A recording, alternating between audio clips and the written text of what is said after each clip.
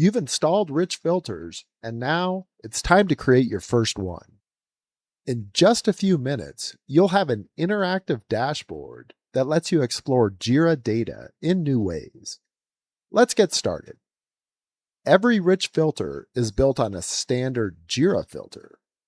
The Jira filter defines which issues are included, and the rich filter adds an interactive layer for filtering, reporting, and visualization. In this example, let's create a Jira filter for all work items in our technical communications project. Go to Filters, search Work Items, and enter the following JQL statement. This filter returns all work items in the technical communications project and sorts them so that the most recently updated items appear first. Now, let's save the filter as technical communications. For this demo, I'll keep the filter private because I'm the only person using this test environment.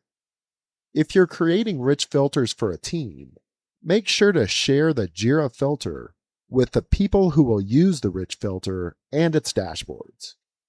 Now that we've defined the Jira data we want to work with, let's create our first rich filter. Click Apps, Rich Filters.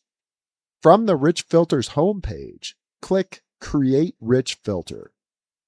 To make things easy, name the rich filter Technical Communications and select the Technical Communications Jira filter created in the previous step. Click Create. The Rich Filters Details page displays. This is where you'll configure every aspect of your rich filter. We'll explore many of these options throughout the series, but for now, know that the rich filter is connected to the Technical Communications Jira filter. Next, click Static Filters, and then Create Static Filter.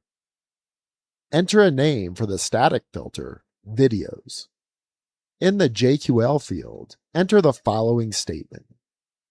Click Create. In the next video, we'll connect this rich filter to a dashboard and use the static filter to instantly filter the dashboard to only display work items with the video label.